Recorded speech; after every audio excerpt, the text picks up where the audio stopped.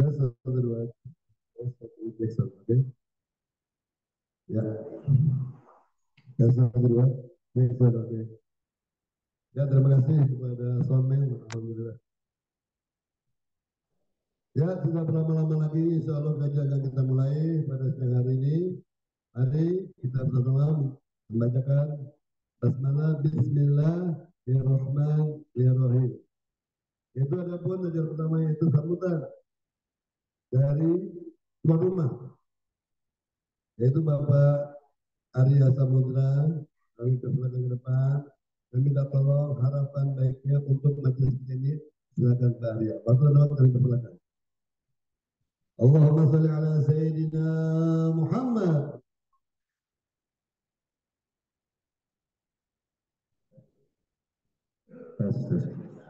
Assalamualaikum warahmatullahi wabarakatuh. Pertama, selamat datang di Daily Building, sahabat-sahabat surga, majelis Miftahul Jannah. Hari ini saya rasa hari ulang tahun, kalau nggak salah. Selamat datang Habaib Ustadz Abdul Rahman dan sahabat saya Kiai Ibat ya, dari Majalengka. Jauh-jauh datang dari Majalengka, dari subuh bersama salah satu sahabat kita Iman. Selamat datang Kiai Ibad sama Iman, dan sahabat kita juga yang dari Bandung, masalah Ibu Nur Mayani. Selamat datang Ibu Nur Mayani. Banyak terima kasih sudah meluangkan waktunya, Masya Allah. Ya, acara tema hari ini kalau nggak salah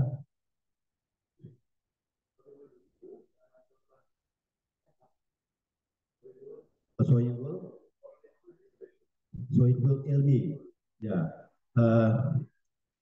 dan mudah-mudahan Majelis MD X Bulungan 784 selalu kompak dan selalu diridhoi oleh Allah Subhanahu wa Ta'ala. Dan hari ini acaranya adalah tergantung dari tausiahnya nanti Habaib Abdul Rahman. Saya sebagai salah satu dari jamaah majelis Miftahul Jannah mengucapkan banyak terima kasih, dan setelah selesai acara mungkin ada icip-icip sedikit ya makanan yang mohon maaf ya. Pertama kalau nggak salah dari panitia, soalnya ada yang minta box, nasi box, terusnya dirubah menjadi prasmanan, terus datang minta prasmanan. Jadi saya bingung. Mohon maaf kalau saya masih banyak kekurangan di sini. Assalamualaikum warahmatullahi wabarakatuh. Terima kasih, Brother Arya Samudra. Brother Samudra. Selanjutnya yaitu kata sambutan kedua akan disampaikan oleh saudara kita Bapak Yusuf Baisuta sebagai perwakilan Ketua Ikatan Alumni 78 Waktu dan tempat kami persilakan. Allahumma sholli ala Sayyidina Muhammad.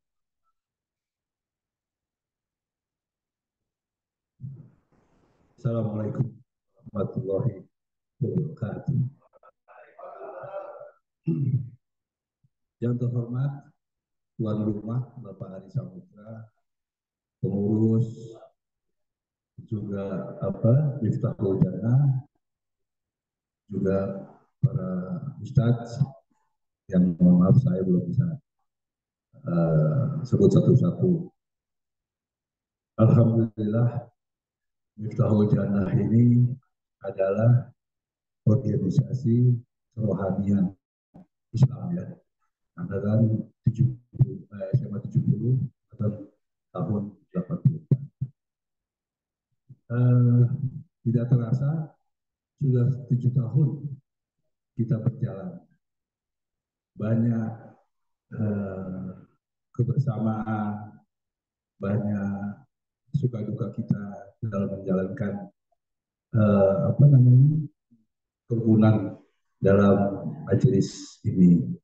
Insya Allah umur 7 tahun ini memberikan kekuatan buat Miftahul Jannah ke depan, dan semoga ini menjadi amalan kita nanti di akhirat nanti. Amin. Amin. Semoga nanti bagi yang saudara-saudara kita di angkatan 784, yang lainnya kita berharap makin ke depan makin bertambah, makin banyak jamaahnya. Insya Allah. Untuk itu mungkin sambutan saya itu aja. Terima kasih. Wassalamualaikum warahmatullahi wabarakatuh.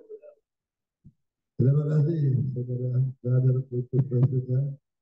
Beliau kebetulan diangkat jadi ketua daripada 74 alumni. Karena pilihan lain ada, karena cuma dia yang punya keberanian luar biasa itu ya. Oke, selanjutnya kita sambutan terakhir akan disampaikan oleh Ketua Majelis Miftahul Jannah 784, yaitu saudara kita Akhi Yani Marlis Najaya.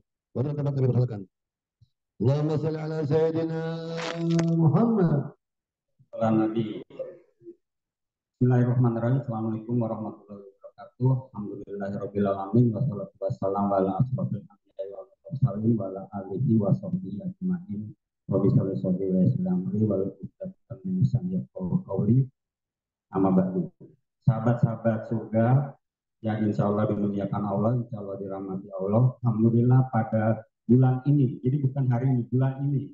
Karena tanggal pastinya waktu itu tidak ada catatannya, tanggal berapa, tapi yang 4 Oktober 7 tahun yang lalu ada 8 orang yang berkumpul di markas basecamp kita di Ciputat Musola Al-Ikhlas.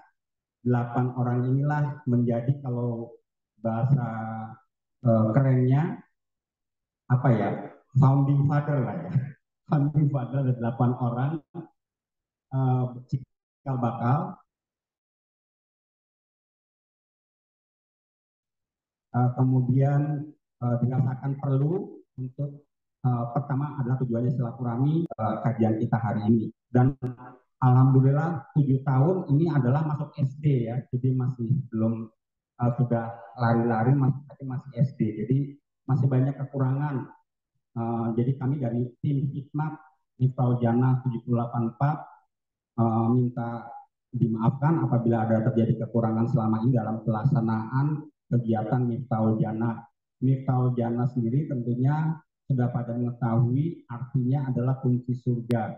Insya Allah dengan kita melakukan kegiatan mengikuti tausiah ini, kita akan mendapatkan kunci untuk masuk jannah bersama-sama. Mohon teman-teman apabila ada yang masuk duluan, kalau tidak ada teman-teman Miftahul Jannah, tolong minta kepada Allah, ya Allah, tolong masukkan teman-teman Miftahul Jannah ke dalam jannah. Setuju?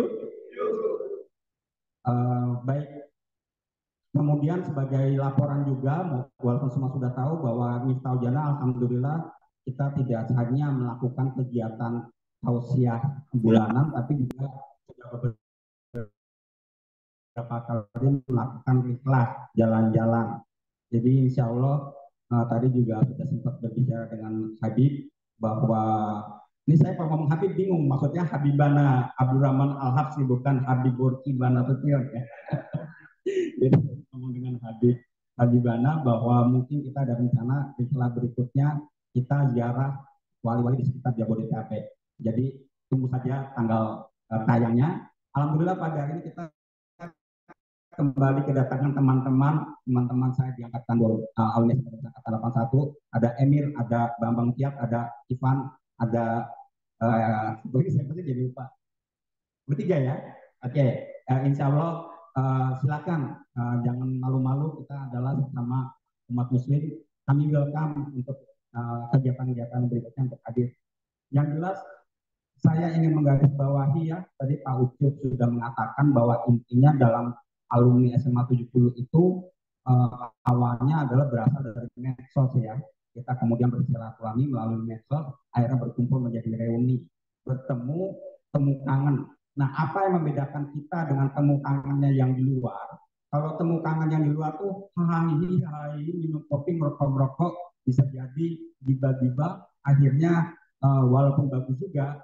Nah, tapi yang membedakan kalau kita adalah ada kolaborasinya.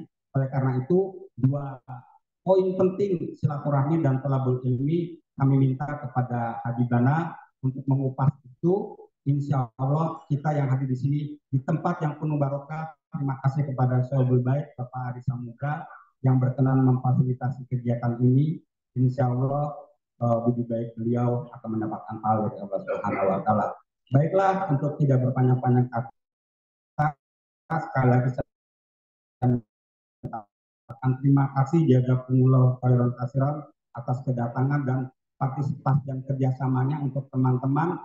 Jangan kendor, gaspol, kita tetap istiqomah mengikuti kegiatan Miftahul Jannah. Insya Allah kita wabillahi taufiq wal hidayah. Wassalamualaikum warahmatullahi wabarakatuh. Kebetulan beliau memang alumni SMP 12, dan juga alumni SMA 70. Jadi persaudaraan muslim itu nggak ngeliat alumni, nggak ngeliat dari mana, tapi kita satu akidah, kita bersaudara. Kita muslim, aku muslim. Jadi insya Allah Mas Bambang, Mas Emir, Mas Gaga ini sampai sama juga. Terima kasih. Sama hadir pada hari. Sebelum acara puncak kita mulai, kita mohon nanti sedikit kita tolong pada Habibana, Habib, Abdul Asfi. Setelah kajian kita sudah waktu 15 menit untuk tanya jawab. Mau juhur di sini, kalau kadang-kadang kita belum juhur. Kalau kadang-kadang baru kita juhur. Atau sampai aku selesai kita juhur. Oke, silakan. Jadi pertama beliau minta selama 15 menit. Setelah itu kita doa untuk orang tua kita, teman-teman kita, telah wafat dari kita, dan untuk muslim-muslim di dunia. Khususnya saudara-saudara muslim kita di Palestina saat ini lagi diuji Allah. Kita mohon, kita doakan kepada mereka agar Allah berikan mereka kekuatan, berikan mereka yaitu ketabahan dan keistiqomahan bahwasanya yang dibela adalah agama. Kita nggak bisa apa-apa di sini, insya Allah dengan doa-doa kita bisa tembus ke langit. Insya Allah saudara-saudara kita muslim di sana dikasih kemenangan. Amin amin ya robbal alamin. Dan nanti juga doa juga untuk bangsa kita ini kesempatan lagi tahun depan akan melaksanakan pemilu. Kalau lihat dari kegiatan pemilu ini, kita dibilang pesimis, ini kita doa kepada Allah, minta yang terbaik menurut Allah. Ini kita doa, jadi negara kita bisa makmur, adil, aman, sentosa sesuai Pancasila.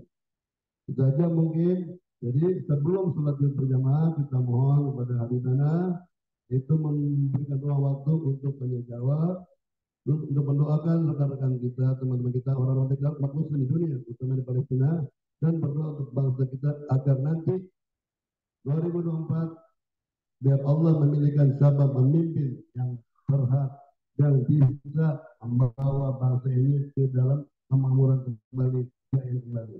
Terima kasih, itu saja. Mohon waktunya, silakan untuk tempat kami persilakan kepada Habibana Dr.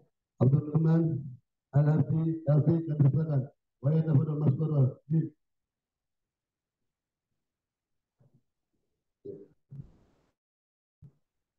Allahumma shalli ala Sayyidina Muhammad.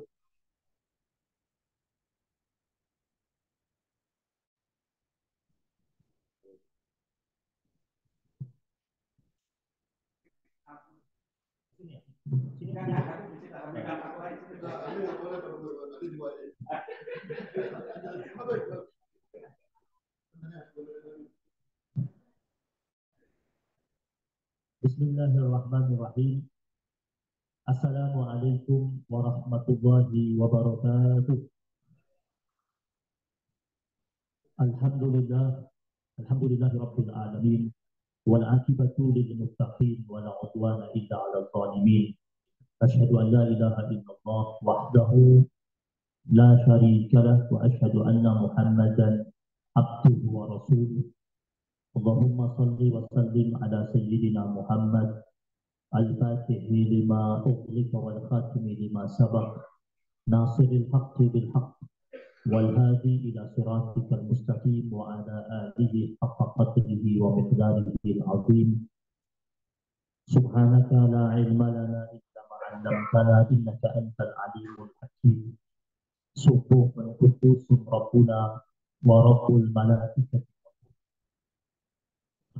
Yang sama-sama kita hormati Sahibul Bait Bapak Haji Ari Samudra yang menyiapkan dan menyediakan tempat ini sebagai ajang majlis ilmu, dan insya Allah tempat ini kelak akan menjadi saksi di hadapan Allah Subhanahu wa Ta'ala, dipakai untuk hal-hal yang bermanfaat, bernilai dan berguna, karena tempat-tempat yang dipakai untuk kebaikan nanti akan berbicara kepada Allah dan menjadi saksi di hadapan Allah Subhanahu wa Ta'ala, dan dia bisa menjadi syafaat bagi pemilik tempat tersebut. Kemudian ketua Majlis Ta'lim Miftahul Jannah, ini kunci utamanya yang pegang ketua, yang pegang kunci surganya ketua. Ketua Majlis Ta'lim Miftahul Jannah yang sama-sama kita hormati dan kita cintai. Kemudian MC kita yang telah membawa acara kita dengan sebaik-baiknya, serta seluruh jamaah Majlis Ta'lim Miftahul Jannah yang dimuliakan Allah Subhanahu wa Ta'ala. Tak lupa juga tamu undangan kita yang hadir juga pada kali ini, yaitu Kiai Ibad, sahabat daripada Bapak Haji Ari Samudra. Jemaah yang dimuliakan Allah Subhanahu wa Ta'ala, segala puji bagi Allah Subhanahu wa Ta'ala, Pencipta kita yang maha melihat segala macam bentuk perbuatan kita, maha menyaksikan segala macam bentuk sikap kita, maha menatap segala macam bentuk tindak tanduk kita, maha mendengar segala macam bentuk permintaan dan permohonan kita. Dialah Allah Subhanahu wa Ta'ala yang setiap saat, setiap waktu, setiap detik menurunkan rangkaian kenikmatan yang bertubi-tubi dalam kehidupan kita, baik setelah kita memintanya atau sebelum kita memintanya. Bahkan Allah Subhanahu wa Ta'ala dengan rahmatnya yang agung dan kemuliaannya yang begitu tinggi lebih banyak menghadirkan kepada kita nikmat demi nikmat, karunia demi karunia, anugerah demi anugerah sebelum kita meminta kepada Allah Subhanahu wa Ta'ala. Bahkan kita sebagai hamba-Nya yang lemah tak mampu menghitung rangkaian nikmat yang telah turun dalam kehidupan kita, sampai Allah katakan wa in ta'uddu ni'matallahi la tuhsuha. Kata Allah dalam Al-Quran, jika kalian berusaha untuk menghitung-hitung nikmat Allah yang sampai kepada kalian, kalian tidak akan pernah dapat mampu menghitung nikmat tersebut. Maka sebagai hamba-Nya tentu yang wajib kita lakukan sepanjang hidup kita, dalam setiap tarikan nafas kita, detak jantung kita, alam pikiran kita, irama tubuh kita, sepantasnya kita menghadirkan rasa syukur kita yang tak bertepi kepada Allah Subhanahu wa Ta'ala, dan keimanan kita yang tanpa henti juga hanya untuk Allah Subhanahu wa Ta'ala. Syukur yang akhirnya menunjukkan kita ini betul-betul menghamba kepada Allah Subhanahu wa Ta'ala, sebagaimana Allah gambarkan dalam Al-Quran melalui perintahnya, washkuru ni'matallahi in kuntum iyyahu ta'budun, dan bersyukurlah kalian atas nikmat-nikmat Allah, kata Allah dalam Al-Quran, jika hanya kepada Dia Allah kalian menyembah. Artinya potret penghambaan kita kepada Allah itu terlihat dari bagaimana kita mengekspresikan, menghadirkan dan menunjukkan rasa syukur kita yang paripurna kepada Allah Subhanahu wa taala. Syukur yang kemudian Allah akan menambah terus nikmat buat kita. Karena syarat utama ditambahkan nikmat itu adalah mensyukuri nikmat yang telah sampai kepada kita. Karena Allah berjanji dalam Al-Quran, la in syakartum la azidannakum.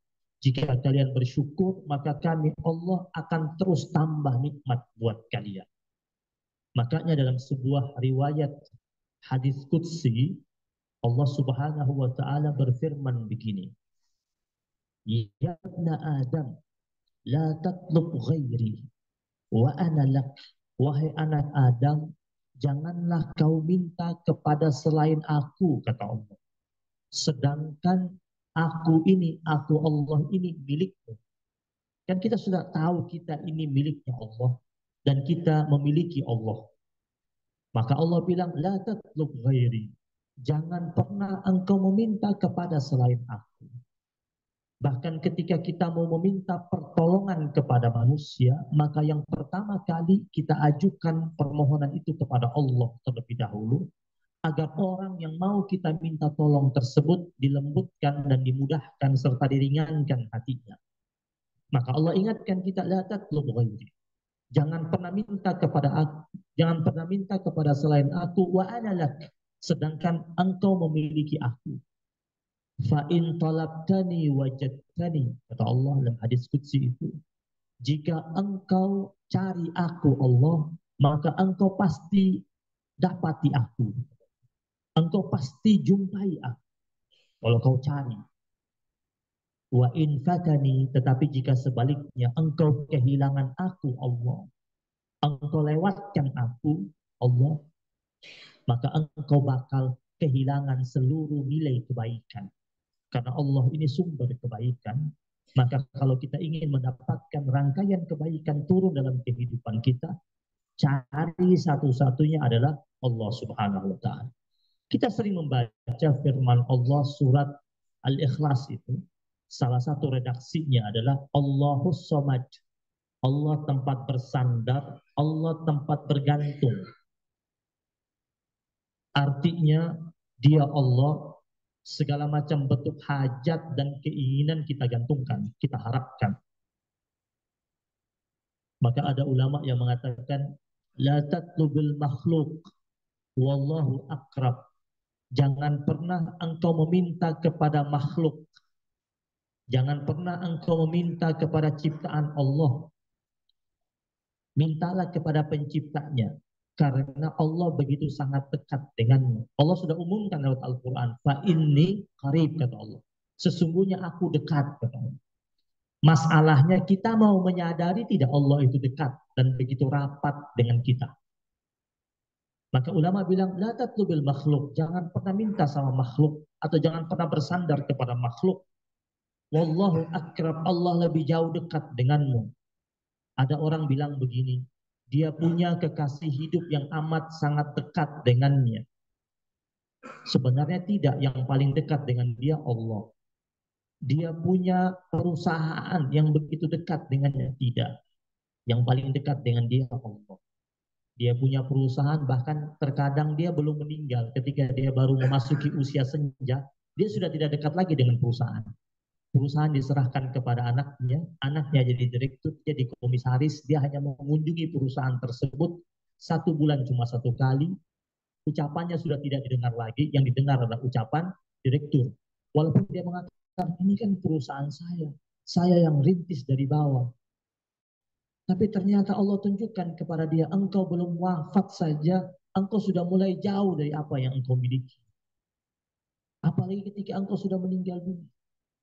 Maka Allah katakan, fa inni qarib, yang paling dekat dengan manusia itu Allah, yang paling dekat dengan kita itu Allah, dan aku sangat dekat, kata Allah Subhanahu wa taala. Maka ulama bilang, jangan berharap terus kepada manusia dengan kuat, berharaplah paling kuat hanya kepada Allah Subhanahu wa taala. Ada orang bilang, saya punya kekasih yang bakal saya hidup semati dengan saya. Enggak juga. Ketika kekasihnya mati dan dia masih hidup, dia ikut? Nggak ikut. Dia nangis, tidak mau dipisahkan sama kekasihnya. Berapa lama dia menangis? 1 minggu kemudian dia tersenyum. Dia sudah kembali tertawa. Mana tangisan dia seminggu yang lalu?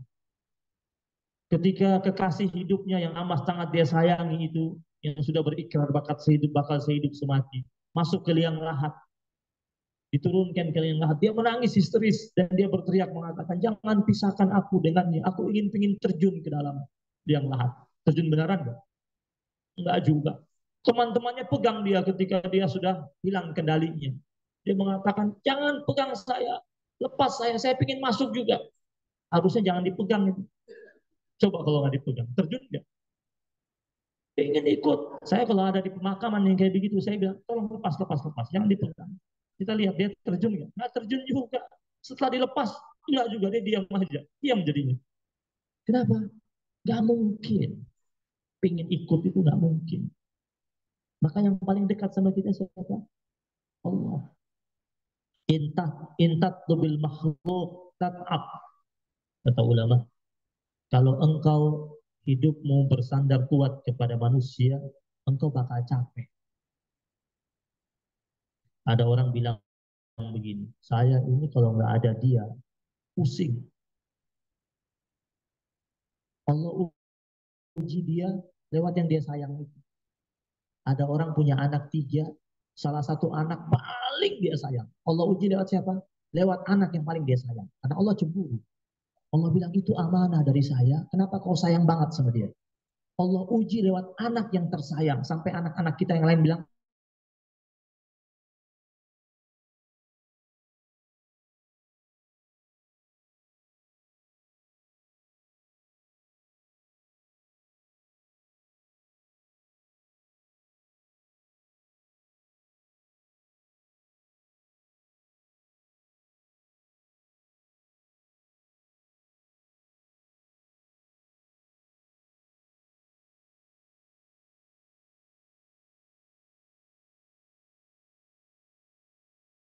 segala macam bentuk kedamaian. Allah berfirman, huwallazi anzala sakinata fi qulubil mu'minin.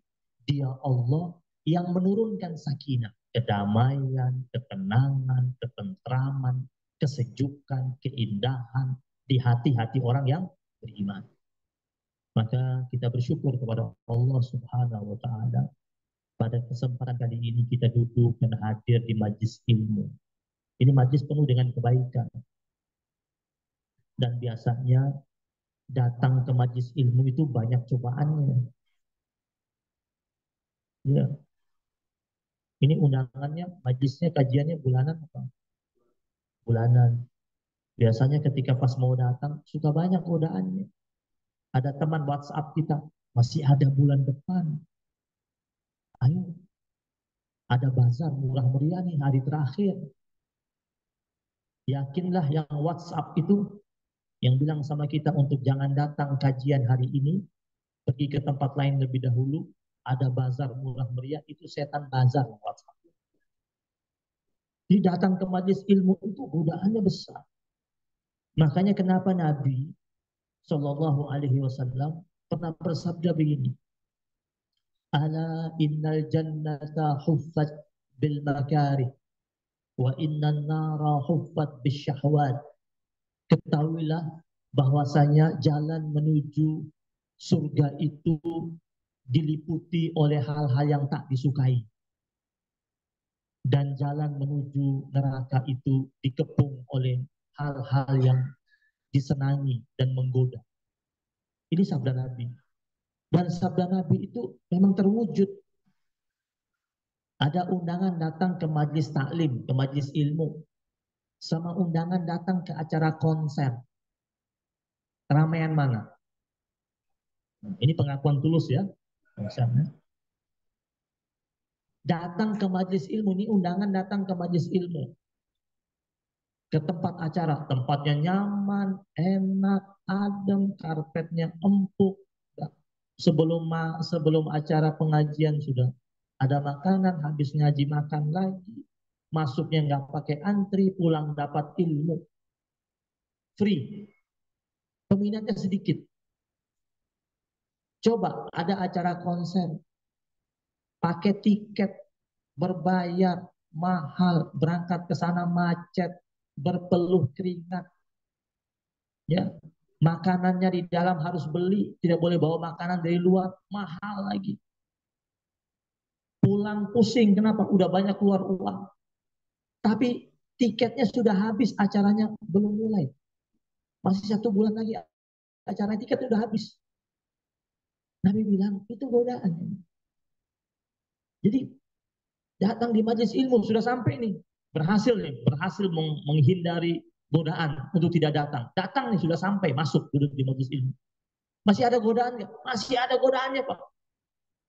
Udah duduk di majelis ilmu, pada nyari posisi.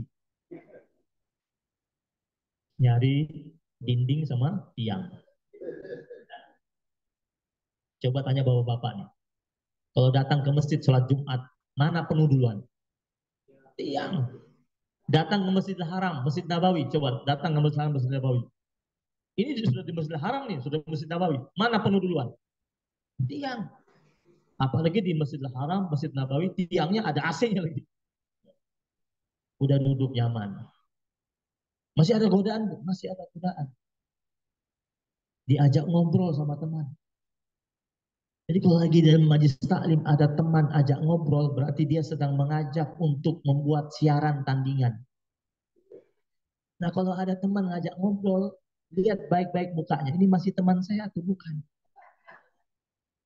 Karena setan itu bentuknya 2, Bu. Dalam Al-Quran surat An-Nas, minal jinnati wan nas. Setan itu dia sifat. Bentuknya 2. Dari bangsa jin dan bangsa manusia.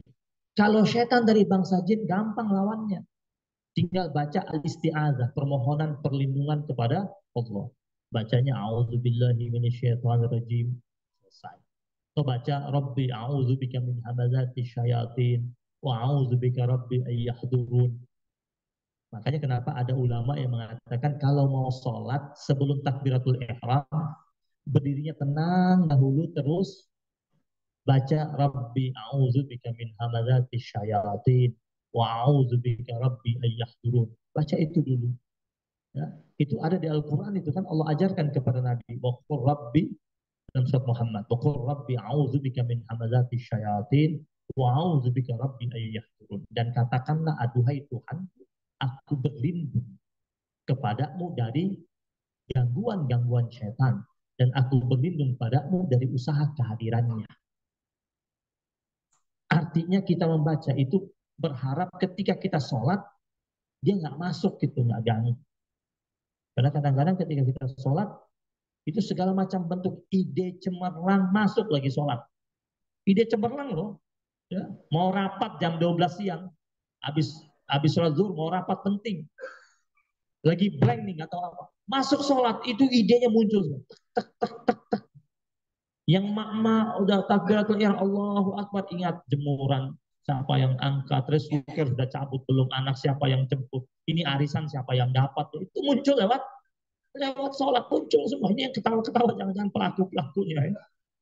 Itu muncul semuanya, masuk semua itu godaan syaitan. Makanya sebelum sholat itu tenang dulu, masuk tuh. Makanya kenapa dikatakan tumak ninah? Tumak ninah itu penting biar fokus. Jadi tenang, baca isti'adzah. Nah, ini untuk melawan setan dari bangsa jin.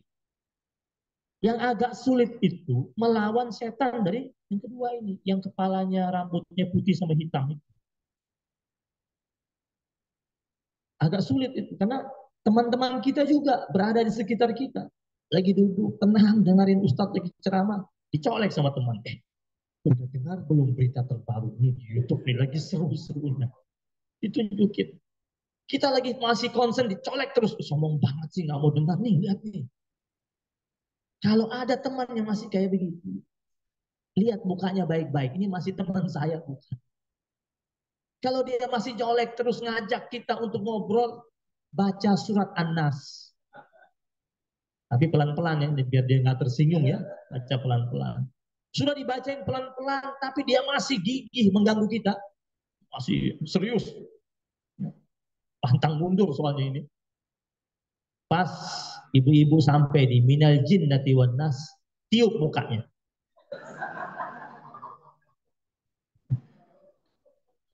kok muka gue ditiup? Iya, saya membantumu untuk menghilangkan setan yang ada pada dirimu. Insya Allah kalau di sini aman-aman aja. Saya ini, masya Allah, ini benar-benar pemegang kunci surga semua yang hadir di sini. Amin ya rabbal alamin.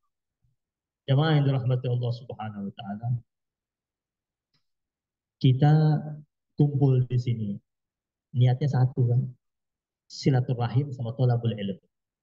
Dapatnya dua-duanya pahala semuanya. Ya. Duduk di majelis ilmu itu pahalanya besar. Sampai Nabi bersabda, "Man kharaja fi talabil ilmi fahuwa fi sabilillah hatta yarji'." Siapa yang keluar dari rumahnya berangkat untuk menuntut ilmu, maka dia dianggap berada di sabilillah, di jalan Allah Subhanahu wa taala sampai dia pulang kembali. Jadi kalau dia jalan nih dari Tangerang rumahnya jalan ke sini itu dia dikatakan fi sabilillah sampai di Kemang, masuk di sini, duduk di sini, ikut kajian sampai jam 1, bubar, pulang, itu masih fi sabilillah sampai dia masuk di rumahnya. Saya belum temukan hadis tentang siapa yang keluar dari rumahnya berangkat ke mall fisabilillah. Berangkat ke arisan, tidak ada. Tapi kalau fi thalabil ilm, datang fi thalabil ilm. Datangnya berangkat ke thalabil ilm, itu langkahnya dianggap sebagai mujahid fisabilillah. Yang pahalanya berlipat-lipat. Nah, di dalam Al-Quran, Allah menyatakan beberapa kali, hal yastawil ladzina ya'lamuna wal ladzina la ya'lamun. Apakah sama orang yang memiliki pengetahuan sama orang yang tidak memiliki pengetahuan? Redaksinya dalam bentuk pertanyaan. Apakah sama? Memang nggak sama. Orang yang sholat dengan ilmunya beda, Pak. Sama orang yang sholat tanpa ilmu. Pahala juga bakal beda. Khusyuknya bakal beda. Makanya kenapa kata Imam Al-Ghazali dalam salah satu kitabnya, kata beliau, kalau pingin sholat kita itu indah di hadapan Allah, syarat yang paling pertama itu apa? Asyuruh ma'al ilm. Menjalankan nilai syariat sholat itu dengan ilmu. Artinya, dengan ilmu yang kita miliki ini, ketika kita sholat, kita paham yang kita baca. Kan indah tuh kalau yang kita baca, kita paham. Saya mau tanya, kita ini sudah sering dengar bacaan sholat. Dan kita sering mengucapkan bacaan sholat. Kalau Allahu Akbar, kita semua hafal artinya. Allah Maha Besar. Sekarang apa artinya sami Allahu liman hamidah? Ayo, yang bisa jawab dapat hadiah.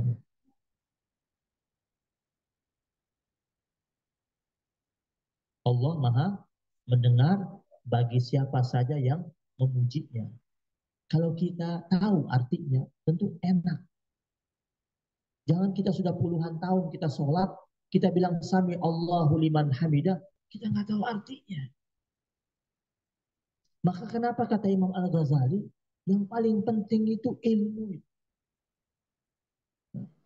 Ilmu itu penting karena semua yang kita baca kita paham. At-tahiyatul mubarakatus salawatut thayyibatu lillah. Kita sering ucapkan itu. Artinya kita tahu tidak sampai akhir. Dulu hafal tuh artinya. Bacaannya hafal, artinya hafal. Kapan? Ketika TK. Tapi karena lama-lama tidak melakukan perenungan, hilang tuh hafalannya. Orang kalau dia sholat pakai ilmu, bacaan dalam sholatnya, bacaan ayat-ayat yang dia baca dalam sholatnya, itu dia pasti gonta-ganti bacaan ayat surat-suratnya. Sekarang kebanyakan kita coba, ayo jujur aja deh ketika sholat sendiri, yang dibaca apa? Setelah baca Fatihah. Yakin yang dibaca adalah surat-surat langganan. Surat Triokul. Al-Ikhlas, Al-Falaq, An-Nas. Tambah lagi apa lagi yang pendek? Inna a'tayna wal asri. Kuliah pun ada yang baca nggak selesai-selesai.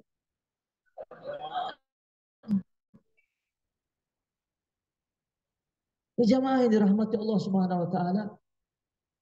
Kan kasihan. Kata malaikat, ada jamaah maju sholat Allahu Akbar, umurnya sudah 56 tahun lah. Atau berapa umur? 58. 58 lah kayaknya. Sholat dia Allahu Akbar, bagus sholatnya. Pas baca Al-Fatihah, selesai Al-Fatihah, Al-Ikhlas. Cakep kan? Berikutnya sholat lagi. Isya. Baca lagi Fatihah. Rakaat pertama. Habis itu, kata malaikat, gue udah tahu nih, pasti Al-Ikhlas. Jadi malaikat sudah gampang menebak apa yang bakal kita baca. Kata malaikat yang lain, ini orang sudah 58 tahun, ini terus yang dia baca. Gak ada surat lain apa. Bukan tidak sah sholatnya. Sholatnya tetap sah. Tetapi kita secara keilmuan tidak meningkat. Harusnya kan secara keilmuan kita meningkat. Boya sekali-sekali itu bikin malaikat kagak bisa nebak gitu loh yang kita baca. Iya. Ada nini-nini umur 71 tahun. Tersinggung dia ketika temannya bilang, kamu hari gini gak punya WhatsApp, gak punya Twitter, gak punya Instagram. Dia pulang ke rumahnya, marah dia, kesal dia, karena dia dibilang gaptek. Dia panggil cucunya, dia kursus 3 hari 3 malam. Biar bisa punya aplikasi WhatsApp, Twitter, dan lain sebagainya. Dan sampai bisa. Tetapi ketika disuruh baca Quran, dia bilang, saya mah orang dulu, orang awam. Giliran untuk urusan dunia, dia tidak mau ketinggalan zaman. Ketika untuk akhirat, yang untuk keselamatan dia, kebaikan dia, kampung halaman abadi kita kan akhirat. Allah berfirman, wal akhiratu khairu wa abqa. Negeri akhirat itu jauh lebih kekal, jauh lebih abadi. Kita ini hamba-hamba Allah yang sedang melintas, Pak, bukan yang sedang berhenti. Tetapi kebanyakan kita merasa seakan-akan kita ini berhenti. Enggak, kita sedang melintas. Yang Nabi katakan dalam sebuah riwayat hadis yang sahih, kun fid dunya ka'annaka gharibun au 'abiru sabilin. Hiduplah engkau di dunia seperti orang yang asing. Nabi bilang, kita ini orang asing di dunia ini. Ini bumi punya siapa? Allah. Tidak ada, kalau menurut Nabi, tidak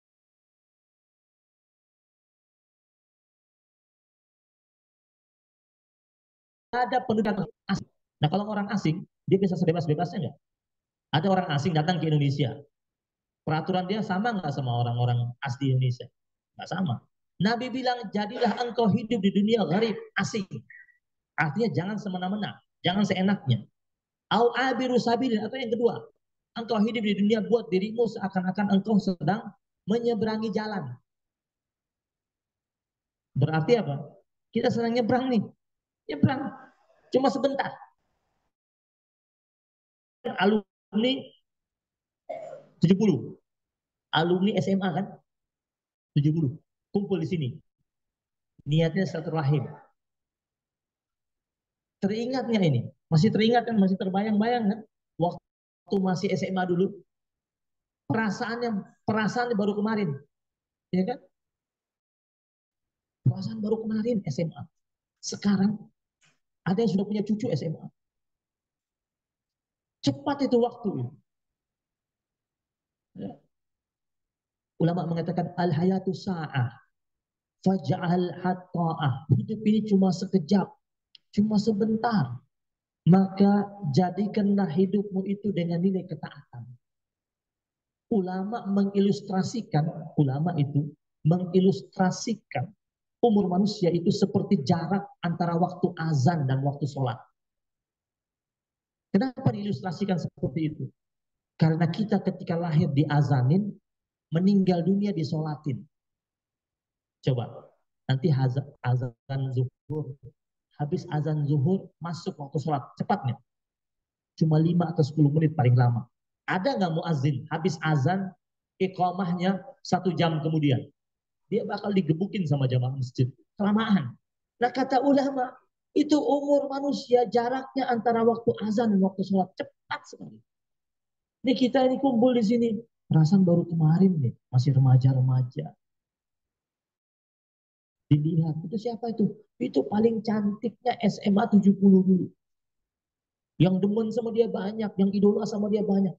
Masa sih? Iya benar itu orang. Giginya udah gak ada. Itu paling langsingnya orang. Lihat, udah gemuk banget. Lihat lagi yang cowok tuh siapa tuh? itu paling keren lu di SMA 70 kalau lagi main basket yang teriakin banyak. Masa? Itu orangnya dia. Kok udah big size? Rambutnya udah nggak ada. Dan Allah Subhanahu wa taala gambarkan lewat Al-Qur'an dalam surat Yasin yang sering kita baca. Wa man nu'ammirhu nunakkisu fil khalqi afala ya'qilun. Ada di antara manusia kata Allah yang kami panjangkan usianya. Lalu kata Allah, nunakkisu fil khalqi. Setelah kami panjangkan usianya, kami kembalikan dia kepada asal kejadiannya. Ketika dia dipanjangkan umurnya, dia kembali seperti dia kecil. Waktu dia kecil, jalannya dipegang. Ketika dia dipanjangkan usianya, kata Allah, kembali seperti kecil, jalannya dipegang sama cucunya. Ketika dia baru lahir, rambutnya nggak ada. Ketika dia dipanjangkan usianya, mohon maaf yang sudah mulai rontok rambutnya. Allah hilang. Ketika dia masih kecil, makannya yang lembut-lembut. Ketika dia dipanjangkan usianya, kembali dia makan yang lembut. Ketika cucunya datang bawa popcorn, dia marah, tersinggung. Kenapa? Nggak bisa kunyah lagi. Dan itu Allah bilang dalam Al-Quran. Jadi ada di antara hamba Allah, kami panjangkan usianya. Lama dia hidup di dunia. Tetapi kami kembalikan dia kepada asal kejadian. Artinya gambaran dari Allah Subhanahu wa taala agar kita mensyukuri umur yang Allah berikan kepada Al-Imam Hasan Al-Basri mengatakan, ayuhan nas innama anta ayyamun, wahai sekalian manusia, sesungguhnya engkau itu bilangan hari-hari. Kullama zahaba yaumun zahaba ba'du, setiap kali pergi sebagian dari harimu itu, pergi pula sebagian dari diri. Ya, kita nih bilangan hari, tambah hari, mulai pergi kan, pendengaran mulai kurang, mata mulai kurang awas, kekuatan tidak seperti dulu. Ya kalau sudah umur di atas 50, jangan bikin dirinya seperti umur 30 atau 20-an. Itu diingatkan sama Rasul, kata Nabi, ya, ada salasun la yukallimuhumullah yaumal qiyamah wa la yanzuru ilaihim wa la yuzakkihim wa lahum azabun alim. Ada 3 jenis manusia yang Allah Subhanahu wa taala tidak akan ajak bicara dengannya. Allah tidak mau lihat kepadanya, Allah tidak mau mensucikannya. Allah akan berikan dia azab yang pedih. Ada 3 jenis manusia ini. Yang pertama apa? Syekhun zanin, orang yang sudah tua tapi masih hobi maksiat. Sudah tua tapi masih genit. Hati-hati tuh. Ya. Aki-aki sudah tua tapi masih pakai celana ketat, jeans, terus pakai rantai. Ya. Ya, masih bikin dirinya seakan-akan umurnya baru 32. Ya. Masih asik dengan dunia-dunia anak muda. Nah, itu Nabi bilang ini orang seperti ini Allah Subhanahu wa taala nggak mau nengok dia dicuekin di hari akhir. Nah, sudah nenek-nenek tapi masih suka upload foto yang di apa tuh, diedit-edit. Nah, umur sudah 55, 58 tapi wah fotonya bikin 27 tahun, matanya jadi biru, nggak tahu makan apa tuh. Matanya biru, diedit jadi cakep, fotonya pasang di Instagram, terus disapa sama anak-anak muda, hai, balas lagi hai juga. Makanya Rasul ingatkan kita, Nabi ingatkan kita, jangan sampai kita menjadi hamba Allah yang hidup di dunia tapi tidak ingat bahwasanya ini dunia hanya persinggahan kita sementara. Ya. Sehingga ada ulama yang mengatakan al-hayatu hikayah, hidup ini cerita. Faj'al hayataka ahlal hikayah. Jadikanlah hidupmu sebagai cerita yang manis. Kita ini cerita semua. Kita lahir cerita, kita kecil cerita, kita kumpul di sini cerita juga kan, sebelum pengajian cerita juga, masih cerita. Kita ngaji juga cerita. Kita bertemu dengan teman kita cerita, kita nikahkan anak kita cerita, kita punya cucu cerita. Al-hayatu hikayah. Hidup ini cerita. Faj'al hayataka ahlal hikayah. Jadikanlah hidupmu cerita yang manis, cerita yang indah. Yang membuat manis, membuat indah kita, bukan orang lain. Maka penting tuh ilmu itu. Jadi kalau kita datang ke majelis ilmu, ada perbendaharaan yang kita tahu. Ada pemahaman yang kita mengerti. Sehingga ketika kita sholat, kita paham yang kita baca. Kata Imam Al-Ghazali, khusyuk itu bisa hadir salah satunya orang itu paham yang dia baca ketika dia sholat. Dan tidak ada kata terlambat untuk belajar. Saya kasih contoh. Dulu ada seorang ulama namanya pengarang kitab Tanbihul Ghafilin, Abu Laits As-Samarqandi. Al-Imam Abu Laits As-Samarqandi itu pengarang kitab Tanbihul Ghafilin, pengarang kitab tafsir Bahrul Ulum. Orang ini baru belajar Al-Quran, baru mau ngaji, umur 50 tahun, Pak. Umur 50 tahun dia baru mau mengaji, baru belajar Quran. Tapi apa yang terjadi? Karena keseriusannya, umur 58 dia jadi ulama, 8 tahun jadi ulama, ngarang beberapa kitab, termasuk kitab Tanbihul Ghafilin, termasuk kitab tafsir Bahrul Ulum, karangan beliau. Kita sering mendengar ada istilah never too old to learn, kan? Tidak ada masa tua untuk belajar. Dia sudah tua itu baru dia belajar. Ilmu agama ini ilmu yang mudah, tidak sulit. Al-Quran itu mudah. Yang bilang mudah Allah. Walaqad yassarnal Qur'ana lidzikr. Dan telah kami jadikan Al-Quran itu mudah untuk diingat, kata Allah. Yang bilang mudah itu Allah. Tinggal kembali kepada kita. Mau serius tidak? Mau sungguh-sungguh tidak? Untuk bisa sampai memahami Al-Quran.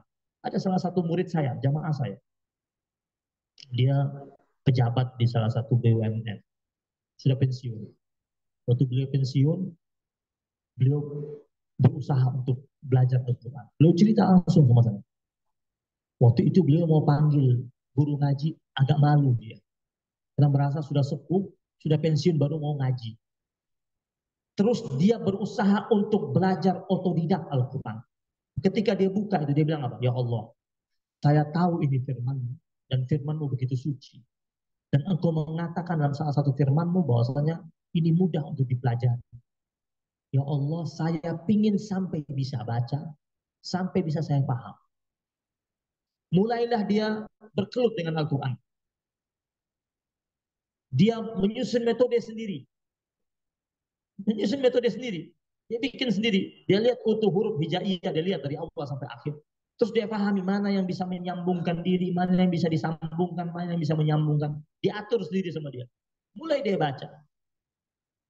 Sebelumnya dia katakan, sebelumnya saya baca terjemahan sampai habis. Dia baca terjemahan aja, sampai habis dia baca terjemahan. Berikutnya dia baca Latin sampai selesai. Berikutnya mulai dia baca Arabnya. Redaksi Arabnya. Dia pelajari dari huruf hijaiyah. Sampai bisa. Sekarang ini orangnya sudah mampu baca Quran dengan fasih, dengan tajwid yang betul, dengan panjang pendek yang benar, dengan lagu yang indah. Bahkan lebih dari 85% huruf dalam Al-Quran itu dia mengerti artinya. Dia berkisah sambil menangis, dia mengatakan, Allah ternyata baik. Saya bilang sama Allah, ya Allah, saya tidak panggil guru, saya malu. Karena umur saya. Tapi saya nggak malu sama Engkau, ya Allah. Karena Engkau Tuhan saya. Dia ngobrol sama Allah. Allah mudahin semua. Jadi yang mustahil bagi manusia, tidak mustahil bagi Allah Subhanahu wa Ta'ala. Asal hamba Allah tersebut, dia betul-betul memang serius berharap kepada Allah Subhanahu wa Ta'ala. Nah, jemaah yang dirahmati Allah Subhanahu wa Ta'ala. Selain thalabul ilmi, pahala yang kedua kita dapat silaturahim. Silaturahim itu penting. Perintah kedua dalam Al-Quran yang Allah firmankan, wattaqullaha alladzi tasaaluna bihi wal arham. Dan bertakwalah kalian kepada Allah yang dengannya kalian saling mohon dan menjalin hubungan silaturahim. Arti dari firman Allah ini maknanya adalah bahwasanya orang yang bertakwa itu pasti indah silaturahimnya. Orang yang indah silaturahimnya pasti indah takwanya di hadapan Allah Subhanahu wa taala. Jadi perintah Allah yang kedua setelah bertakwa itu adalah silaturahim. Maka ketika kita duduk di tempat ini, kita akan mendapatkan pemuliaan dari Allah dengan berkat silaturahim yang kita jalin. Silaturahim itu terdiri dari dua kata, ada kata silah, ada kata rahim. Silah itu artinya menyambung atau menjalin atau merajut. Ar-rahim itu tali kasih. Maka setiap hamba Allah Subhanahu wa taala yang menyambung tali kasihnya dengan hamba-hamba Allah Subhanahu wa taala, hidupnya akan dinaungi dengan keberkahan dari Allah Subhanahu wa taala. Sabda Rasulullah sallallahu alaihi wasallam, "Man ahabba ayyubsata fi rizqihi wa ayyun sa'alahu fi asari." Ingatkan, barang siapa yang ingin rizkinya dilapangkan, kemudian umurnya dipanjangkan, kata Rasul, syaratnya cuma satu, fal yasil rahim, silaturahim. Carut marut kehidupan di sekitar kita itu gara-gara apa? Gara-gara robeknya atau rusaknya jala ukhuwah, tali persaudaraan antara anak-anak manusia. Kalau hubungan tali persaudaraan itu putus akibat putusnya silaturahim, maka Allah akan tahan, nilai keberkahan Allah tidak akan turun. Suatu tempat, satu desa, satu wilayah, ketika terdiri dari manusia-manusia yang sukanya itu memutuskan hubungan silaturahim, maka tempat tersebut akan dilanda berbagai macam bentuk ujian dan cobaan. Maka kenapa Nabi mengatakan orang yang menginginkan rizkinya dilapangkan, rizki dilapangkan, kemudian umurnya dipanjangkan, syaratnya cuma satu, fal yasil rahimahu, hendaklah dia menjalin hubungan silaturahim. Ini kita, teman kita banyak, hubungan kita bagus, ya. Kalau ada urusan apa saja, banyak yang bantu nggak? Banyak yang bantu. Silaturahimnya bagus. Bahasa kerennya kan membangun bahasa Islam. Silaturahim. Di handphone kita ada teman lebih dari 3 nih, tak gitu. Jualan deh ikan teri deh, posting. Kira-kira ada yang nanya nggak? Temannya 3.000, nanya nggak? Nanya, ada yang nanya, ada yang beli nggak? Insya Allah ada yang beli. Kalau di handphone kita temannya cuma 5 orang, terus posting jualan, tongseng jualannya. Kira-kira ada yang nanya? Saya yakin kalaupun ada yang nanya itu karena dia nggak enak hati aja. Temannya cuma 5. Silaturahim itu penting. Nabi mengatakan, yubsata fi rizki, rizkinya itu dilapangkan oleh Allah Subhanahu wa taala. Kenapa? Karena hubungan dia dengan hamba-hamba Allah itu baik. Saya mau cerita sedikit, ini nyata. Di tempat saya tinggal dahulu, ada komplek besar, terdiri dari beberapa masjid. Ada masjid yang kering silaturahimnya, ada masjid yang indah silaturahimnya. Masjid yang kering silaturahimnya itu masjid bukan tidak ramai Bu. Sholat subuhnya jamaahnya full, penuh jamaahnya. Tetapi habis sholat bubar begitu aja. Kajian jarang ada, tidak ada saling sapa antara jamaah. Jamaahnya itu kalau masuk ke masjid mukanya tidak ada yang senyum, masem semuanya. Nggak tahu kenapa masem semua mukanya. Sedangkan sunnah Nabi itu kan senyum sama saudaranya, sama muslim. Masuk tuh, nggak ada yang kenal namanya masing-masing. Hingga suatu hari jamaah yang masjid yang kering silaturahim itu, mereka cari, ada satu jamaah mereka sudah lebih dari seminggu nggak datang-datang. Itu jamaah di mana ya? Bapak yang tinggi, rambutnya putih, sholatnya itu kalau sholat di pojok sebelah kiri paling depan sofnya. Saking nggak tahu namanya, Pak. Setelah dicari tahu, mereka cari rumahnya, ketemu rumahnya. Pas mampir ke rumahnya, tanya sama istrinya. Istrinya keluar. Kata istrinya sambil menangis, saya baru pulang dari kampung. Seminggu yang lalu suami saya meninggal dunia dan dimakamkan di kampung. Jamaah satu masjid tidak ada yang tahu dia meninggal dunia. Ini bapak ini sudah 15 tahun sholat di masjid itu. Kenapa? Kering silaturahim. Ada masjid yang satu lagi di komplek yang sama, silaturahimnya indah. Tiap Sabtu, tiap Ahad ada kajian, hampir tiap malam ada kajian, database jamaahnya disimpan dengan rapi. DKM itu punya grupnya. Terus ada lagi kelompok tentang untuk mengurusi tentang kematian, rumah duka untuk masjid dan lain sebagainya. Sehingga kalau ada yang meninggal, satu orang meninggal dunia dari jamaah tersebut, dalam tempo tidak sampai 5 menit, seluruh jamaah tahu. Majlis kajian hari Sabtu, hari Ahad yang hadir lebih dari 350 orang. Jamaahnya saling kenal satu sama lain. Selesai kajian saling duduk, saling ngobrol, minum kopi, minum teh, makan kue, cerita satu persatu. Ada jamaah yang ngomong, di kantor saya lagi butuh anak-anak yang baru lulus teknik sipil. Terus jamaah yang lain mengatakan, anak saya aja dong. Anak saya ini sudah selesai 3 bulan tapi belum dapat kerja. Sini kasih CV-nya. Dikasih CV-nya, dibawain, masuk kerja. Kenapa? Silaturahimnya bagus. Jadi saling kenal, saling tukar pikiran. Tukar informasi. Nabi mengatakan Ayub satu rizki. Rizki dilapangkan oleh Allah Subhanahu wa taala. Ketika ada salah satu jamaah meninggal dunia, itu yang berduka tidak ada repot sama sekali. Disuruh duduk diam. Orang lagi berduka. Tenda, persiapan jenazah, sampai dibawa ke pemakaman, diurus sama tim masjid. Karena mereka sudah ada urunan dana kematian. Sampai biaya pemakaman ditanggung oleh masjid. Kenapa silaturahimnya begitu? Berbeda yang tadi itu, yang kering silaturahim. Makanya kenapa Nabi mengatakan rezeki dilapang. Umur dipanjangkan. Karena kalau kita punya banyak teman yang doain kita, banyak.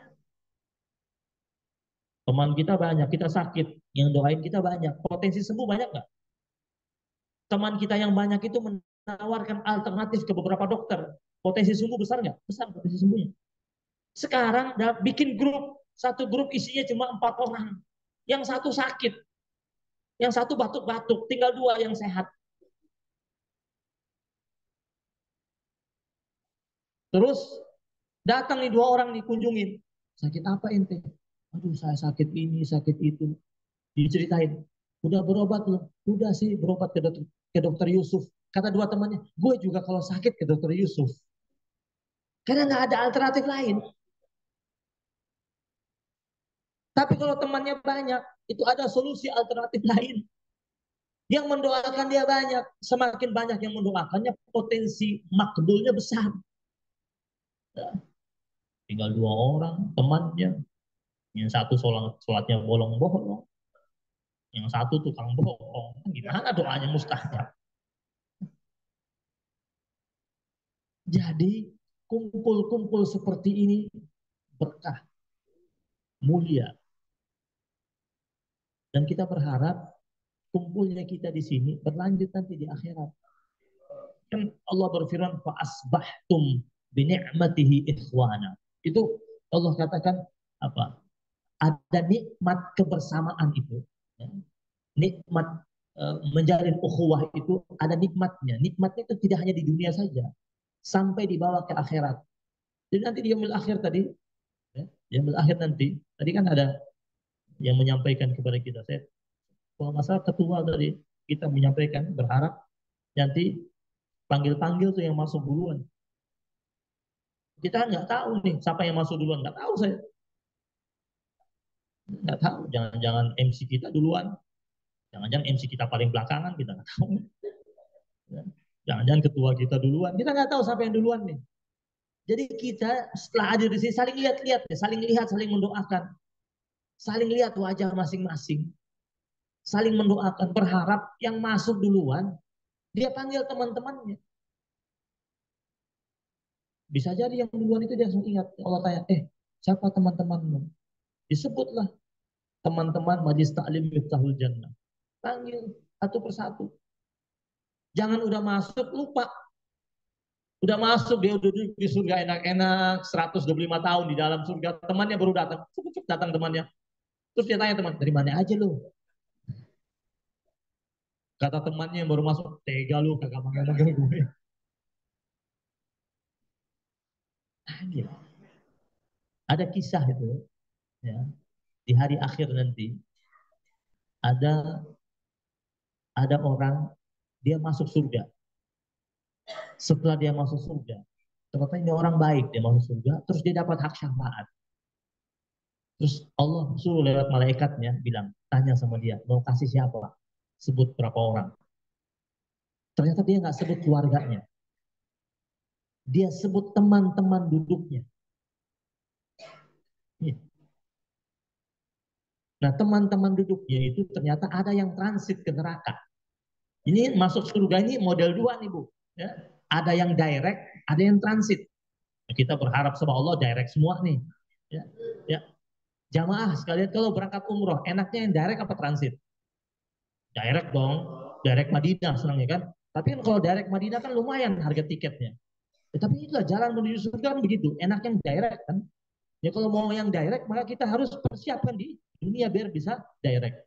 Nah, ada yang direct. Yang direct pun bermacam-macam tuh. Directnya bermacam-macam. Ada yang directnya itu jalannya cepat. Ada jalannya seperti orang jogging di sirat itu. Ada yang jalannya seperti kalamhil basar, seperti sekejap mata sampai. Ada yang kalbarti, secepat kilat.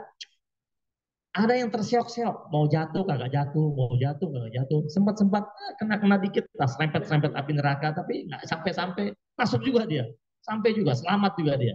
Ya. Yang terpenting adalah hanya ada 2 jalur ini, ya. Surga atau neraka, nggak ada tuh emperan, nggak ada.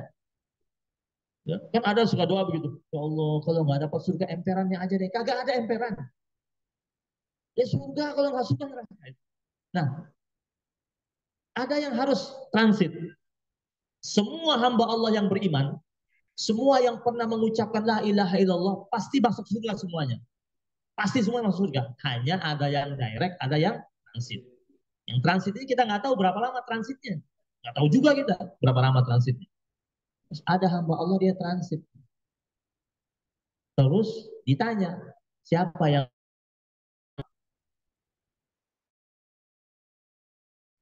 yang dia sebut nama-nama yang sedang transit di neraka. Terus malaikat datang cari dia.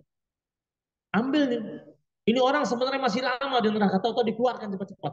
Ketika dikeluarkan, kata teman-temannya yang sedang disiksa di neraka, yang barang-barang jahat, barang-barang dia, kok ditarik dia? Oh, jangan-jangan ayahnya kali kasih syafaat. Atau mungkin pamannya kali, meninggalnya syahid kasih syafaat. Mereka saling ngobrol tuh. Oh, jangan-jangan anaknya kali, penghafal Quran, kasih mahkota buat dia. Keluarkan dia. Kata malaikat, kalian semua salah. Terus siapa yang keluarin dia? Ini dia barang-barang kita nih, enak aja dikeluarin duluan. Kita masih barang-barang nih ke kafe, barang-barang, joget barang-barang. Kok dikeluar duluan? Kata malaikat bilang, kalian nggak tahu. Walaupun dia sering gabung sama kalian, tapi kadang-kadang dia suka datang ketemu dengan orang soleh, sering duduk, dengar nasihat, nangis. Imannya lemah, buat maksiat lagi, duduk lagi, nangis lagi. Nah, sekarang orang soleh itu yang disebut pertama kali orang ini. Kenapa? Karena orang soleh itu ingat orang ini suka datang ke dia. Jadi yang dia ingat bukan istrinya, bukan anaknya. Dia ingat ini orang suka datang duduk sama orang soleh. Dikeluarkan, dapat syafaat, masuk ke surga Allah SWT. Karena Allah itu dalam Al-Quran mengatakan, yaghfiru liman yasha wa yu'adzibu man yasha. Allah itu mengampuni siapa saja yang dikehendakinya. Allah itu mengazab siapa saja yang dikehendaki. Kita ini hanya dapat melakukan ikhtiar, usaha keras kita. Salah satunya kita hadir majelis ilmu, kita jalin silaturahim, duduk di majelis ilmu ini dalam sebuah hadis riwayat Imam Bukhari dari sahabat Nabi Abu Hurairah. Ini jamaah saya pas bubar dari sini, keluar dari sini, keluar itu ini sekarang kita duduk di sini, ini malaikat Allah lagi di atas, naungin. Ya, jadi malaikat Allah itu dalam hadis Nabi dikatakan innalillahi malaikatun yatufuna turuqas sama. Sesungguhnya malaikat Allah itu punya malaikat-malaikat yang bertugas melakukan patroli di langit bumi ini. Yaltamisuna ahla dzikir, mencari orang-orang yang duduk di majlis zikir, majlis ilmu. Fa iza wajadu qauman, kalau menemukan ada satu kaum sedang duduk-duduk di majlis ilmu, majlis zikir, maka para malaikat-malaikat tersebut berhenti. mengepakkan sayapnya, menaungi kita di atas ini. Sampai kita bubar. Setelah selesai kita bubar, ketika kita keluar dari tempat ini, Allah bilang sama malaikat, "Fa'ushidukum, wahai para malaikat-malaikat, aku minta kalian bersaksi, anni qad ghafartu lahum. Aku Allah telah mengampuni mereka. Anni qad ghafartu lahum. Aku Allah telah mengampuni mereka." Jadi kalau kita datang di majelis ilmu, majelis zikir, duduk tenang, mau ilmu itu masuk atau tidak, nggak masalah. Yang penting pas keluar diampuni sama Allah. Pas keluar tuh Allah bilang, kalian jadi saksi wahai para malaikatku, aku telah mengampuni dosa mereka. Di setiap kali keluar majelis ilmu, rontok dosanya. Keluar mal, nggak rontok dosa, lain sudah. Jadi jemaah yang dirahmati Allah Subhanahu Wa Taala, mudah-mudahan yang saya sampaikan ini bermanfaat buat jemaah sekalian, buat kita semua. Dan kita berharap mudah-mudahan perhimpunan kita di majelis ilmu ini diberkahi oleh Allah Subhanahu Wa Taala. Sesuai dengan namanya, ini namanya nama bagus ini, Miftahul Jannah. Ya, dengan berharap kita semuanya mendapatkan Jannatul Naim. Ya, kita tetap boleh optimis dan harus optimis akan janji-janji indah Allah Subhanahu Wa Taala. Nabi mengatakan, wa intas al jannah fas'alil firdausil a'la. Kalau mau minta surga, mintalah surga yang paling tinggi. Ini saya baru pertama kali ya di sini ya, baru pertama kali di sini. Mudah-mudahan menjadi baik buat kita semuanya. Saya wasilahnya nih Pak Yani yang bawa saya kemari.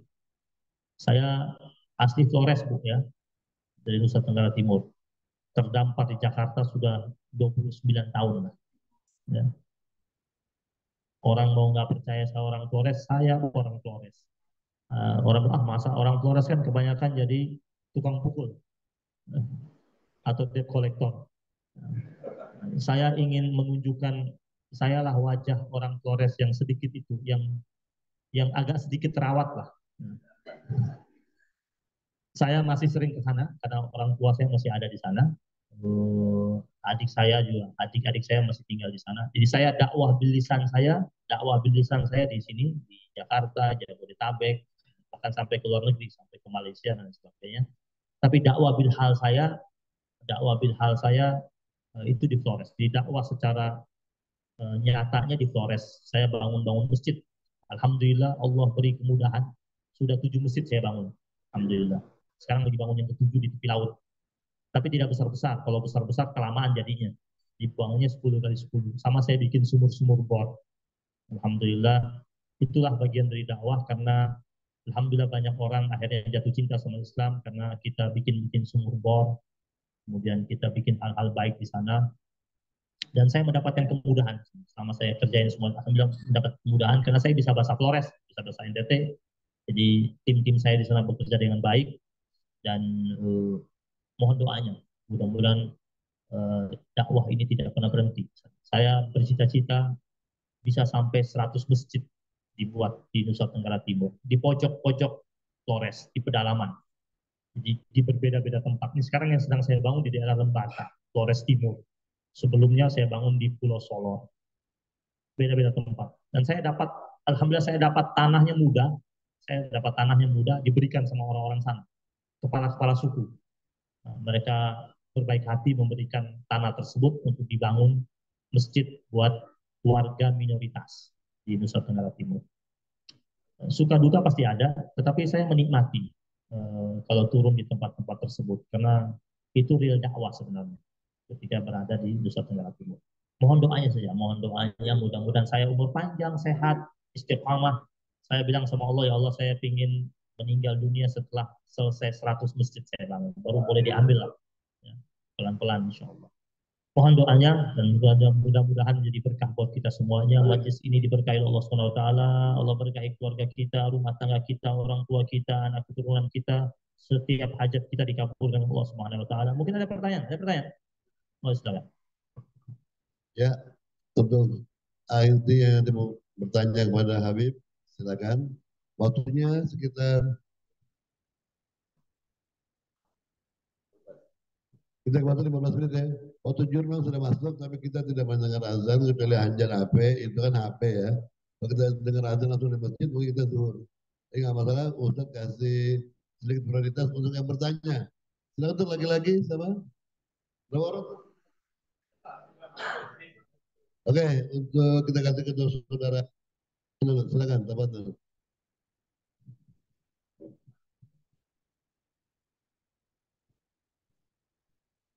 Assalamualaikum warahmatullahi wabarakatuh. Habib, dari keterangan tadi kita punya sikap aus dan roja. Jadi kita punya harapan dan rasa takut bahwa ibadah kita mungkin kebanyakan belum bisa diterima. Apalagi kita ini alumni 70 bukan dari orang-orang yang baik. Jadi dulu terkenal 70 itu adalah orang-orang yang alumni yang terkenal lah. Jadi mantan gitu. Jadi kayak Ustadz ceritanya enak. Direktur BUMN bisa hafal Quran. Kita juga baru belajar kan. Jadi umur 58 ini baru belajar lagi buat lulus baca Al-Fatihah aja nggak lulus kan. Jadi Ustadz enak ceritanya, disuruh ngapalin baru hafal besoknya lupa lagi. Jadi dari Auf dan Roja kita ini punya harapan bahwa Allah mengampuni kita. Jadi apalagi ada satu keterangan bahwa kita akan bersama orang yang kita cintai. Kita mencintai Habib, mudah-mudahan seperti yang Habib bilang bahwa kalau Habib masuk duluan, cari kita lebih bahwa kita ini bukan orang-orang yang terbaik, tapi kita berusaha orang yang tobat. Jadi tolong cari kita Habib. Jadi kita mencintai orang-orang yang mulia seperti Habib. Buat kita mudah-mudahan diampuni. Jadi buat kita buat apal aja susah, apalagi buat sholat yang Habib bilang bisa apal atau mengerti artinya. Jadi kita cuman mudah-mudahan kita diterima taubatnya, Bib. Jadi doain kita, Bib. Jadi kita mantan orang yang tidak baik, Bib. Assalamualaikum warahmatullahi wabarakatuh. Waalaikumsalam. Takut lupa saya udah tua juga saya. Baik, yang pertama, kita ini sebagai sesama orang beriman harus saling mendoakan. Antum doakan saya doakan antum. Sama-sama saling mendoakan. Karena kita tidak tahu posisi doa siapa yang sedang mustajabah hari ini di hadapan Allah Subhanahu wa taala. Ya. Yang tahu hanya Allah Subhanahu wa taala. Kita berikhtiar. Dalam amaliyah ibadah kita memang betul ada khauf dan roja. Ada rasa takut, ada rasa harap. Takut kalau ibadah kita ini dianggap tidak sempurna oleh Allah Subhanahu wa taala, tapi tetap optimis berharap agar Allah Subhanahu wa taala menerima apa yang sedang kita lakukan di hadapan Allah Subhanahu wa taala. Ada salah satu firman Allah yang merupakan hiburan Allah. Allah menghibur hamba-hamba Allah yang pelaku dosa. Allah berfirman, "Qul ya ibadiyalladzina asrafu ala anfusihim la taqnatu min rahmatillah. Innallaha yaghfiruz dzunuba jami'an." Di situ Allah berfirman, kata Allah, "Wahai hamba-hambaku yang melampaui batas." Jadi Allah itu ketika memanggil pendosa di dalam Al-Quran, Allah tidak panggil dengan kata-kata kasar dan kata-kata kotor. Dan itu indahnya redaksi Al-Quran. Allah tidak mengatakan, wahai durjana, wahai orang-orang yang bejat, orang-orang yang jahat. Tidak. Allah mengatakan, ya ibadiyalladzina asrafu ala anfusihim. Wahai hamba-hambaku yang melampaui batas, kata Allah. Artinya melanggar batasan Allah Subhanahu wa taala. Itu indah bahasa Allah. Karena ini orang sudah melanggar banyak. Lalu Allah katakan, la taqnatu min rahmatillah. Jangan pernah kalian putus asa terhadap rahmat Allah. Jadi ketika kita sedang merintis jalan taubat, Kemudian kita sering dikatain sama teman-teman kita, model lu mau tobat. Jangan dengerin itu. Emang bisa jadi baik. Jangan dengar, itu ucapan setan semuanya. Ya, orang seperti kamu paling cuma 2 minggu jadi baik. Itu ucapan setan.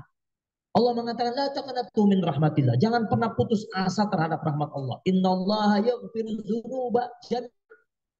Di situ Allah katakan dalam redaksi tersebut, Allah katakan sesungguhnya Allah Subhanahu wa taala mengampuni segala macam bentuk dosa semuanya. Jadi hak pengampunan itu hanya ada sama Allah. Mutlak. Dan kita tidak tahu seseorang itu husnul khatimah atau tidak. Kecuali hanya Allah Subhanahu wa taala. Ada orang ahli taat bisa aja akhir hidupnya su'ul khatimah. Pernah dengar kisah seorang muazzin, laki-laki muazzin taat, tidak ada maksiat sama sekali. Tetapi akhir hidupnya su'ul khatimah. Gara-gara apa? Ketika dia naik ke atas menara, zaman dulu itu, zaman Mesir kuno, naik ke atas menara mau azan, dia lihat di bawah ada seorang gadis cantik, anak seorang Yahudi. Dilihat di bawah, tertarik dia, turun dia, temui wanita tersebut dan jatuh hati langsung, jatuh hati, berdebar-debar dia, langsung bilang jatuh hati suka. Wanita itu mengatakan, tidak mungkin, saya Yahudi, kau Muslim dan kau muazzin di masjid. Tapi laki-laki ini karena jatuh cinta mengatakan, saya akan pinang kamu. Gak bisa, saya nggak akan merestui. Kecuali kamu masuk agama kami. Laki-laki ini berpikir, nggak apa-apa deh, saya masuk sebentar, saya kan Islam saya kuat. Saya bisa tarik dia ke agama saya nantinya. Dia mengatakan, saya akan masuk ke agama. Ketemu bapak perempuan tersebut, sepakat akan masuk agama Yahudi. Sudah ikrar, dia naik ke atas untuk azan, jatuh, meninggal dunia. Mata ala kufrin, mati kafir. Ada orang ahli maksiat bergelimang dengan segala macam bentuk kemaksiatan. 2 hari sebelum meninggal dunia, taubatan nasuha, meninggal dunia. Mata ala iman, meninggal iman. Maka kita jangan lihat orang sekarang. Kita ini tidak, kita sebagai hamba Allah tidak diizinkan untuk memvonis saudara kita sesama mukmin. Nggak bisa gitu. Bahkan Nabi saja Allah ingatkan dalam Al-Quran, dalam surat Al-Ghasyiyah, fadzakir innama anta mudzakir lasta alaihim bimusaitir. Wahai Rasul, berikanlah peringatan. Tugasmu hanya memberikan peringatan. Lasta alaihim bimusaitir. Engkau wahai Rasul tidak punya kuasa untuk memvonis mereka, untuk menilai mereka. Illa man tawalla wa kafar fayu'adzibuhullahu al-'adzabal akbar. Yang berpaling, yang ingkar, itu bagian azab, bagian hukum, bagiannya Allah. Jadi kita ini manusia tidak diberikan hak untuk vonis, menilai orang. Kita nggak tahu ending orang tersebut. Kita hanya berusaha untuk nuntun dia, bimbing dia. Allah melihat usaha kita. Allah nggak pernah lihat hasil. Ya, Allah tidak pernah lihat hasil.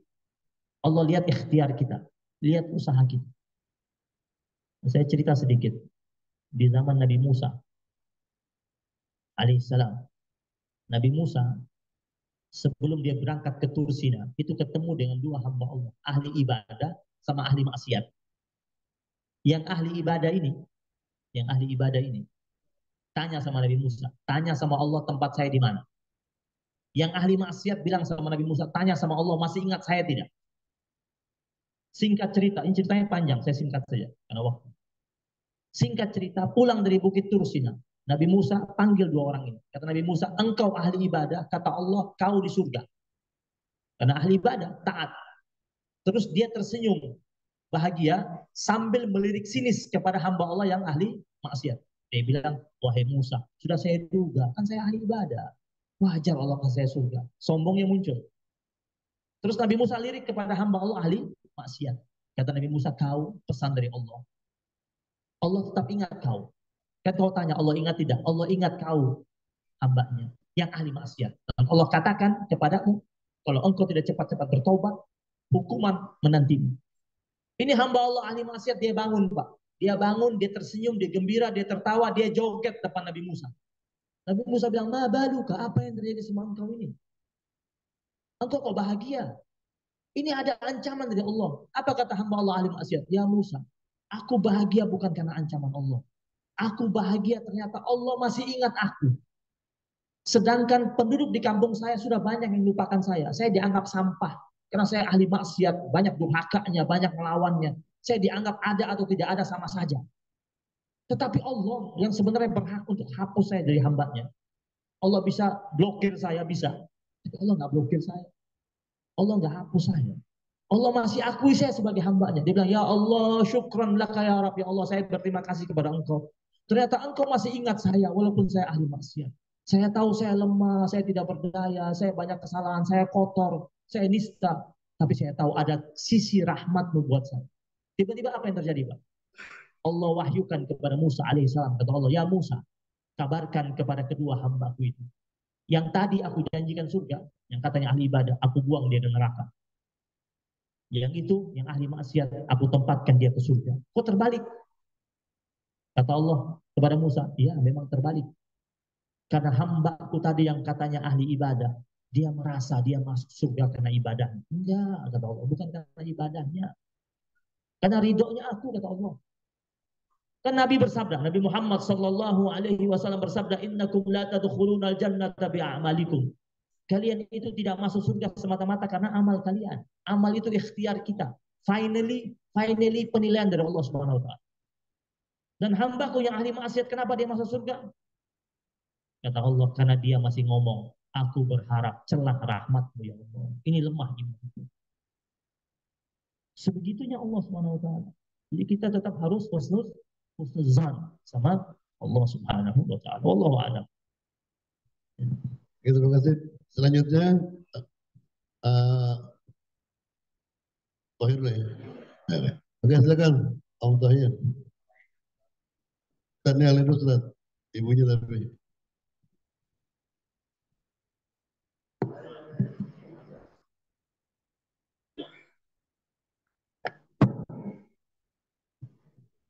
Assalamualaikum Habib.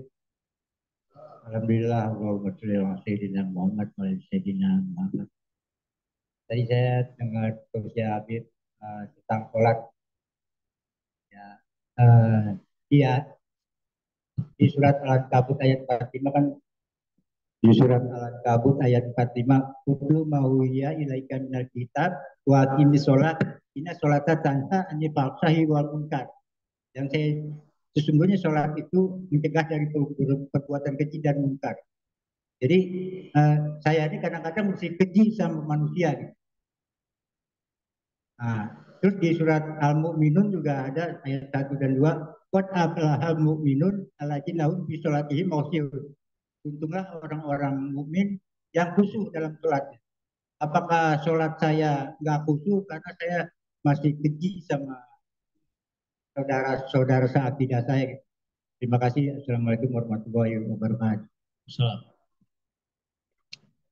Kenapa sholat itu dikatakan aqimis sholat? Tegakkan sholat. Bukan kerjakan. Kita kerjakan sholat, iya. Kita kerjakan sholat ketika kita sedang bertakbir. Ketika kita sedang ruku itu kita kerjakan. Nanti setelah kita sholat zuhur. Ketika kita sholat zuhur berjamaah itu kita sedang mengerjakan. Kapan menegakkannya? Menegakkan sholatnya itu ketika kita keluar dari sini. Ketika kita keluar dari masjid itu bakal dilihat sama Allah. Dia kerjakan, dia menegakkan sholat atau tidak. Mengerjakannya di masjid, menegakkannya di luar. Ketika dia keluar dari masjid setelah selesai dia mengerjakan sholat, dia masih culas sama orang, dia masih khianat dalam berniaga, dia masih suka bohong, dia masih akrab dengan perbuatan keji dan munkar, berarti dia hanya mengerjakan sholat tapi tidak menegakkan sholat. Jadi menegakkan sholat itu di luar arena masjid, mengerjakan di dalam masjid. Maka Nabi pernah bersabda, la sholata, tidak dianggap orang itu sholat kalau orang tersebut belum dapat mencegah dirinya dari perbuatan keji dan munkar. Dia dianggap sudah mengerjakan tapi belum menegakkan. Dalam Al-Quran Allah berfirman, aqimis salata li dzikri. Tegakkanlah salat untuk mengingatku. Maknanya, apakah setelah selesai dia sholat di masjid, dia tetap ingat Allah di luar? Dalam pergaulannya, dalam interaksinya, dalam usahanya, ya, dalam berorganisasinya. Allah dia ingat terus tidak? Kalau tidak, dia belum aqimis salah, dia belum menegakkan. Mengenai surat Al-Mu'minun, qad aflahal mu'minun, Allah memang bilang betul, orang mukmin itu pasti bahagia, kata Allah. Maka ketika seseorang itu dia mengatakan dirinya beriman dan belum bahagia, maka pertama kali yang dia periksa adalah imannya sudah di mana. Karena kalau betul-betul dia sudah beriman, Allah akan turunkan rasa bahagia itu dalam dirinya. Karena Allah sumber kebahagiaan. Salah satunya orang mukmin itu ciri khasnya apa? Dia khusyuk dalam sholatnya. Maka ketika dia sholat belum khusyuk, sholatnya tetap sah, hanya belum sempurna sholatnya. Dia belum sampai pada tingkatan keimanan yang baik. Sholatnya dianggap sah, tetapi belum sempurna. Kenapa? Karena dia belum khusyuk. Kemudian ulama mengatakan, kalau pingin bahagia, salah satu medianya sholatnya khusyuk. Kalau sholatnya khusyuk, maka Allah akan turunkan bahagia dalam dirinya. Tapi kalau dia belum betul-betul khusyuk, sulit dia mendapatkan nilai kebahagiaan dalam kehidupannya. Kenapa? Ketika dia menghadap Allah saja sebagai penciptanya, dia tidak sungguh-sungguh, tidak fokus. Khusyuk itu kan fokus. Kepada siapa? Kepada Allah. Dengan hudurul qalb, menghadirkan hatinya kepada Allah Subhanahu wa ta'ala. Wallahu a'lam. Ya, satu lagi terakhir, Bibi. Marwan, silakan. Tafadhol. Assalamualaikum. Assalamualaikum. Saya mau menanyakan tadi kan Habib bilang ada 3 yang Allah yakin lah ibarat. Baru 1 tadi Habib bilang yang PG. Ini 2 lagi belum, maksud saya tolong dijelaskan. Oh iya. Ini tandanya jamaahnya fokus, konsentrasi. Sengaja saya sisain 2 itu. Saya lagi nunggu siapa yang mau nanya ini. Kalau nggak ada yang tanya berarti nggak ada yang fokus. Alhamdulillah. Nah, memang 1 baru saya kasih tadi. Yang kedua adalah malikun kazzab. Pemimpin yang suka bohong. Kata Nabi, kalau suka berbohong dia, nanti di hari kiamat Allah nggak mau nengok dia. Dicuekin sama Allah. Nggak enak tuh dicuekin sama Allah. Ya. Pemimpin apa saja. Suami juga pemimpin kan? Semua. Jadi orang yang memimpin kemudian dia banyak merangkai dusta. Ada orang janjinya 10, bohongnya 15. Itu kan berarti bohongnya lebih banyak dari janjinya. Kacau juga itu. Nah, ini Allah Subhanahu wa ta'ala tidak akan mau lihat orang seperti ini. Yang ketiga, nah ini penting juga. A'ilun mustakbir. Orang miskin sombong. Orang kaya sombong udah dosa tuh. Udah dilarang. Ini sudah miskin sombong. Ini orang miskin sombong karena Nabi, orang yang sudah miskin tapi dia sombong, belagu, gengsinya tinggi, itu nanti di hari kiamat, apalagi flexing, orang miskin juga flexing itu. Ya? Tapi bergaya dia dengan harta orang atau bergaya dengan harta-harta sewaan, itu nanti di hari kiamat, la yukallimuhum, Allah tidak akan ngajak dia ngobrol. Allah nggak mau lihat dia. Allah tidak akan mensucikan dia. Walahum azabun alim. Allah akan timpakan dia azab yang pedih. Allah katakan, engkau sudah susah di dunia, aku susahkan lagi engkau di akhirat. Harusnya dia tahu dengan posisi dia, kenapa Allah miskinkan dia, agar dia jangan sombong. Tapi kalau sudah miskin sombong, nah ini mendapatkan murka Allah Subhanahu wa ta'ala. Wallahu a'lam. Yang perempuan enggak? Yang perempuan sudah mulai lapar dengan pertanyaan. Oke, silakan.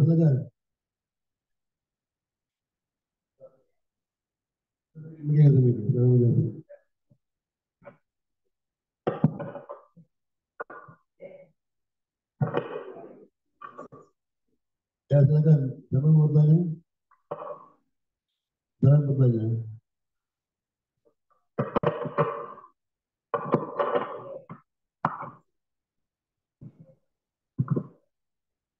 Itu Pak, saya hanya mau nanya perbedaan antara silaturahim dan silaturahmi. Silaturahim itu kan maksud satu rahim.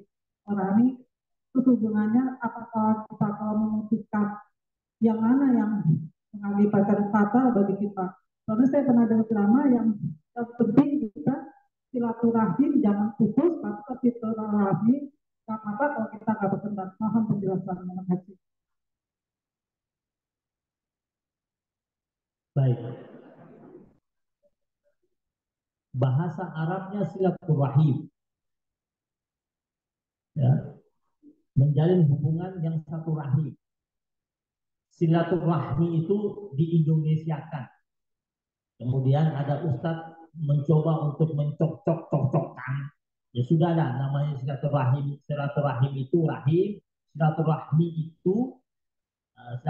itu karena tidak ada kaitan silaturahim, itu artinya jalin hubungan dengan orang yang tidak memiliki hubungan darah dengan kita. Kalau menurut saya, ya, kalau jalin hubungan dengan orang yang tidak memiliki hubungan darah dengan kita namanya ziarah. Hanya kalau di Indonesia kalau bilang ziarah dianggap ziarah kuburan. Ya.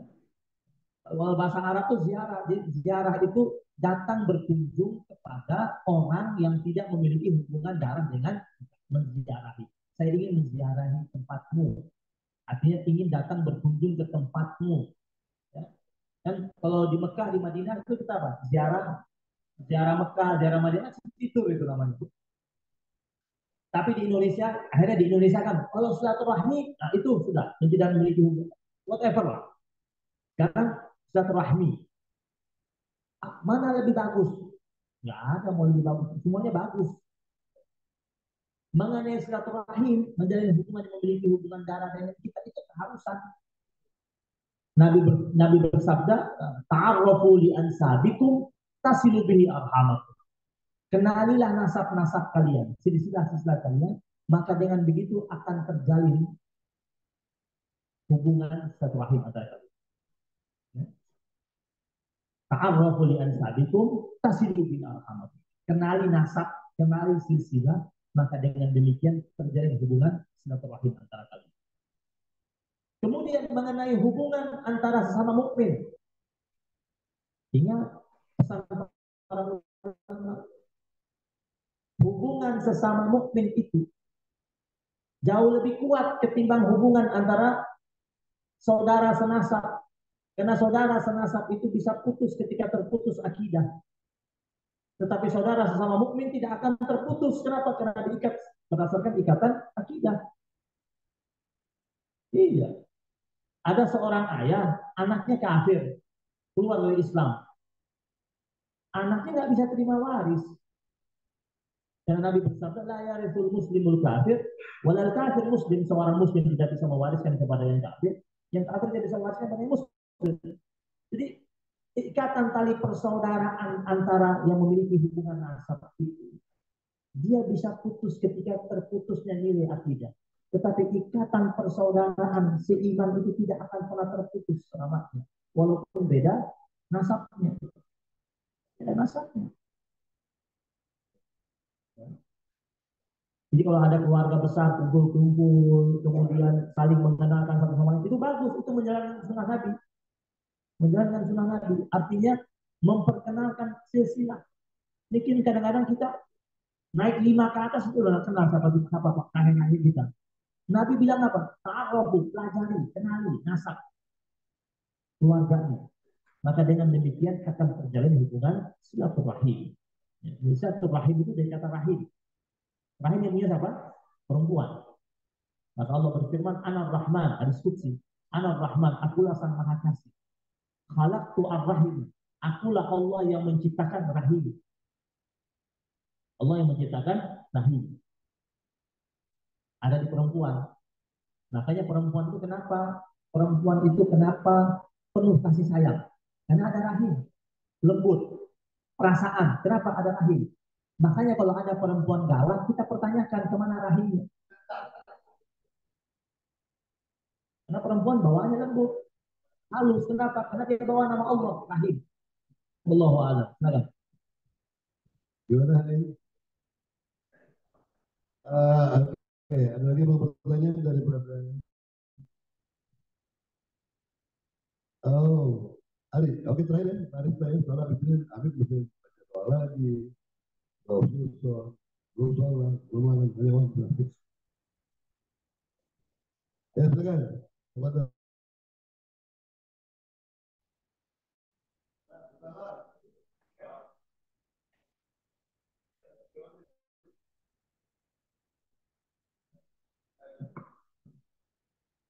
Tadi kan bilang jalan-jalan ke mall itu kan bukan fisabilillah.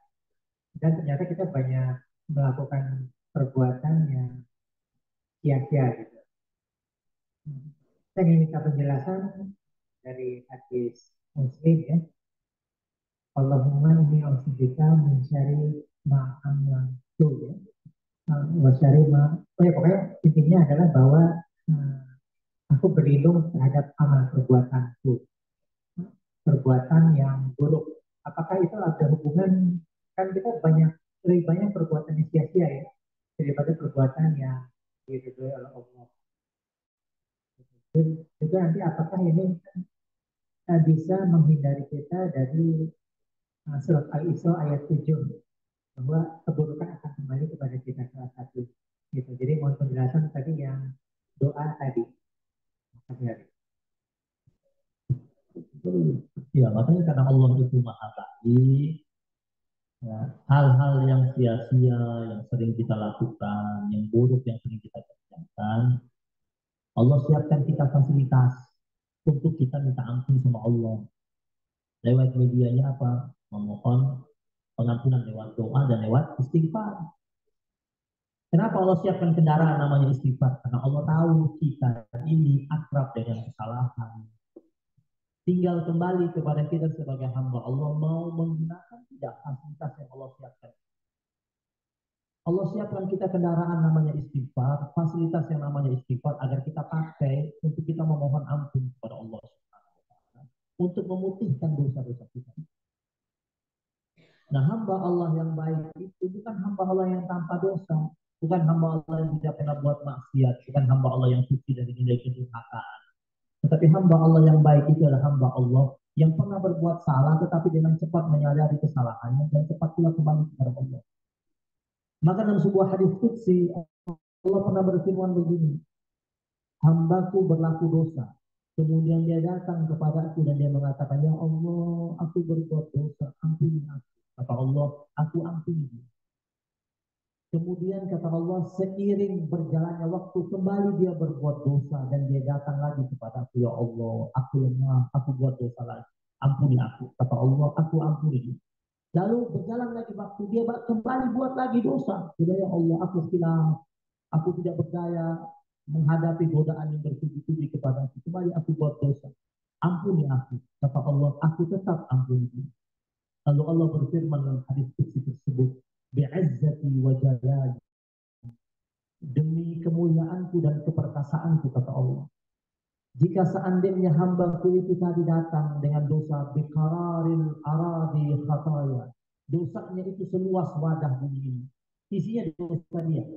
Di Kemang ada dosanya, di Bekasi ada dosanya, di Medan ada dosanya, di Sumatera ada dosanya, di Makassar ada dosanya, di mana-mana ada dosanya. Dosanya banyak. Banyak dosanya. Kata Allah, la ubali, aku tetap tidak peduli. Aku tetap ampuni dia. Dengan satu syarat, kata Allah. La yusyrik bi ahada. Dia tidak pernah menyekutukan aku dengan siapapun. Syaratnya dia tidak pernah menyekutukan Allah. Syaratnya itu saja. Dosa apapun kata Allah, aku tidak peduli kalau dia datang lagi kepadaku, aku ampuni dia, aku ampuni dia. Jadi jangan mau dengar orang yang bilang, lu kagak bakal diampuni. Memang dia siapa? Dia Tuhan, bukan. Asisten Tuhan juga. Karena itu hak pengampunan ada sama Allah. Dan Allah maha baik. Allah maha baik. Nih, saya tutup dengan sebuah hadis qudsi. Hadis qudsi saya pakai. Ini hadisnya cukup kuat. Allah berfirman, ya ibna Adam, ana lam ansa man asani. Wahai anak Adam, aku tidak lupa kepada dia yang bermaksiat kepada. Fakaifa man ata'ani. Lalu bagaimana mereka yang taat pada. Jadi Allah itu mau yang taat Allah ingat, yang maksiat tetap Allah ingat. Kenapa? Untuk yang maksiat Allah tetap tunggu kapan dia mau datang, kapan dia kembali. Allah tetap nanti, terus Allah nunggu dia. Kenapa? Karena kata Allah di hadis qudsi tersebut, Fa'ana Rabbun Rahim wa ala kulli syai'in qadir. Karena aku ini Allah, Tuhan pencipta. yang penuh kasih, yang kasihnya tak terbatas. Dan aku berkuasa atas segala sesuatu. Suka-sukanya aku, kata Allah.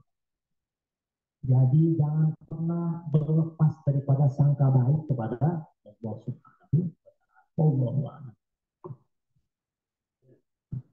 Alhamdulillah, mungkin sudah jadi bagaimana dari kita yang telah saya sampaikan sebelum doa kita mohon habis doakan bersama saudara kita di Pak Yusuf di hari milad. Jadi doa dulu nih, Fatihah sekali biar panjang umur, biar sehat, biar berkah, biar sukses ya, saudara kita dulu. Dan selanjutnya doa-doa untuk saudara kita, teman-teman kita yang sudah menonton kita ya, biar diampuni dosa-dosanya, maaf kesalahannya, itu rahmat kuburnya, bulan tambah dari keluar Allah Subhanahu wa Ta'ala. Dan juga untuk saudara-saudara muslim yang muslim, kita doa mungkin dengan amin-amin kita dari beberapa mulut, amin itu adalah satu mulut saja, satu kehadirat Allah sudah makbul. Jadi saya jadi amin semua itu bismillah. Tafadhol. Ayo kita akhiri majlis kita yang mulia dengan memohon ridha kepada Allah Subhanahu wa Ta'ala. Kita tundukkan kepala kita hadirkan hati kita sebagai masuk kepada Allah Subhanahu wa Ta'ala, agar Allah kabulkan hajat kita, keinginan kita, permintaan kita, permohonan kita. Allah jadikan kebahagiaan dalam kehidupan kita. Allah kita dengan rahmat dan keberkahan dari Allah Subhanahu wa Ta'ala.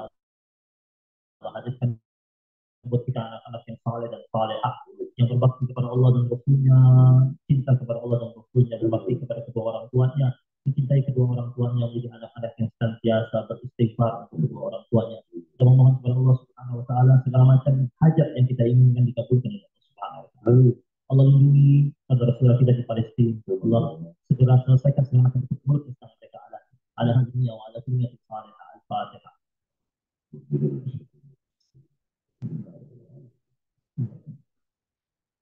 صراط الذين أنعمت عليهم. أعوذ بالله من الشيطان الرجيم. بسم الله الرحمن الرحيم. اللهم صل وسلم على سيدنا محمد وعلى آل سيدنا محمد. اللهم بحق الفاتحة وبحق الفاتحة وبمعجزة الفاتحة وبكرامة الفاتحة وببركات الفاتحة وبحق ما نزلت عليه سورة الفاتحة. يا فاضل الهم يا كاشف الغم يا من بعفوه يغفر ويرحم. اللهم سهل أمورنا وأمور جميع المسلمين والمسلمات يا ميسر كل عسير وتيسير العسير عليك يسير. ربنا آتنا من لدنك رحمة وهيئ لنا من أمرنا رشدا. ربنا هب لنا من أزواجنا وذرياتنا قرة أعين واجعلنا للمتقين إماما. ربنا آتنا في الدنيا حسنة وفي الآخرة حسنة وقنا عذاب النار. وصلى الله على نبينا محمد النبي الأمي آله وصحبه وبارك وسلم. الحمد لله رب العالمين. Terima kasih. Abdul Rahman Al-Arzi, insyaallah semoga setelah disampaikan oleh Habib kita dapat menambah wawasan keilmuan kita. Tentunya silaturahmi itu luar biasa, karena amalan-amalan apapun itu paling tinggi adalah silaturahmi. Karena dia adalah apa? Dia adalah hablum minan nas sebelum Allah. Jadi insyaallah jangan sampai putus silaturahmi. Insyaallah saudara saya ini nama itu mungkin pusat datangnya jarang, tapi kita di sini hadir terus. Alhamdulillah, barakallah. Nanti hadir terus bro. Oke. Terima kasih banyak kepada rekan-rekan semua. Insya Allah kurang lebih mohon maaf. Wassalamualaikum warahmatullahi wabarakatuh.